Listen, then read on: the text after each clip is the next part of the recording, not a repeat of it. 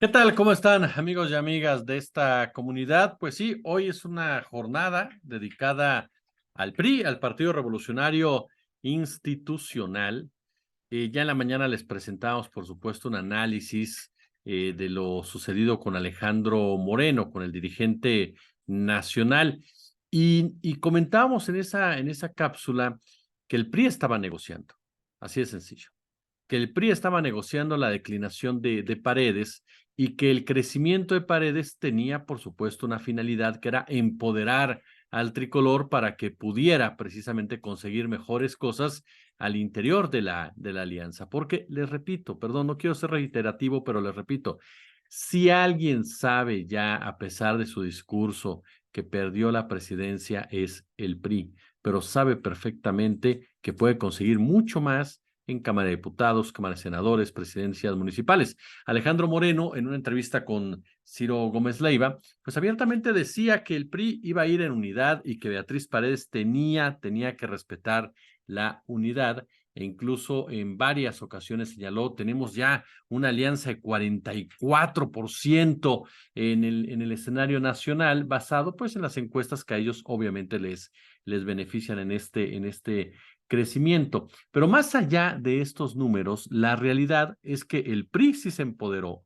con el crecimiento de Paredes, además de que el PAN depende más del PRI que el PRI del PAN en lo que significa la operación política del Frente Amplio por México. El PAN no tiene la presencia del PRI en prácticamente, si no es que en todos los municipios del país. Sí, ustedes me dirán, el PRI ya va a la baja, Jesús, estamos viendo su muerte en vivo y a todo color, cierto, pero continúa operando, continúa teniendo ciertos alcances que le permiten precisamente llegar a estratos que no llega el Partido Acción Nacional, y eso lo sabe perfectamente Marco Cortés y Claudio X González, que si quieren tener algunos avances que les permitan conseguir mayores porcentajes en la Cámara de Diputados y Senadores, pues definitivamente el PRI es fundamental.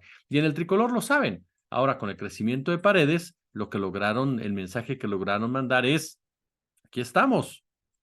Ya durante el día Milenio publica una nota muy interesante que dice: en las mesas de negociación para determinar el futuro de Beatriz Paredes en la contienda interna del Frente Amplio por México, hay dos cargos que el PRI quiere: la presidencia de la mesa directiva de la Cámara de Diputados para Alejandro Moreno y la candidatura a la jefatura de gobierno de la Ciudad de México.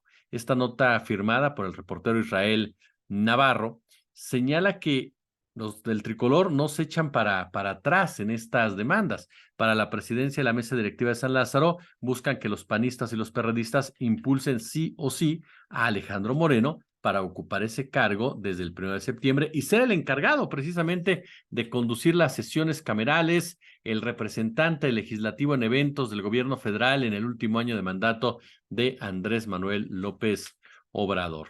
Es cierto que Beatriz Paredes ha dicho que no tiene planeado bajarse de la contienda. Sin embargo, en el tricolor anteponen completamente los intereses de este grupo en el poder, más allá de las aspiraciones que pueda llegar a tener la política tlaxcalteca. Ahora, en cuestión de la jefatura de gobierno, el PRI sabe perfectamente que sin Xóchitl Gálvez, el Frente Amplio no tiene un candidato o candidata sólida. Su mejor opción, digámosle de cierta forma, parecería ser Lía Limón, Rubalcaba, Taboada, aunque estos dos últimos son dos verdaderos pájaros de cuenta, e incluso, ¿no?, la propia Sandra Cuevas. Entonces es ahí donde también el PRI lanza sus garras, y a pesar de que llegaron a un acuerdo con el PAN de que sería este último el que definiera quién iba a ser el candidato o candidata a la Ciudad de México, el PRI, el PRI ya demostró que puede operar y dice: yo quiero la jefatura de gobierno. Si se lo cumplen, Beatriz Paredes va para abajo, quiera o no quiera. Ahora, Paredes señaló, por cierto, de manera muy inteligente, es una mujer con mucha experiencia, dijo que ella iba a ser respetuosa de las decisiones de su partido sobre la contienda por la postulación presidencial del Frente Amplio por México, al tiempo de subrayar que no se siente excluida de las deliberaciones del tricolor. Descartó, sin embargo, competir por la candidatura al gobierno de la Ciudad de México como una especie de plan B, porque se comenzó a manejar esta opción que nuevamente Paredes iría por la jefatura de gobierno, pero ojo, ella reafirmó que va a esperar los resultados oficiales de la encuesta del Frente Amplio por México para analizar la situación. Y a partir de ahí va a tomar una decisión. Hace unos días, y lo decíamos en la mañana, Paredes hizo referencia el fin de semana a que esta pues política de las negociaciones de un sistema patriarcal, pues no tendría que imperar en este momento en las discusiones del Frente Amplio, sobre todo cuando hay dos mujeres que están buscando la candidatura, porque de otra manera pues estarían jodidas. Fueron las palabras que utilizó Beatriz Paredes.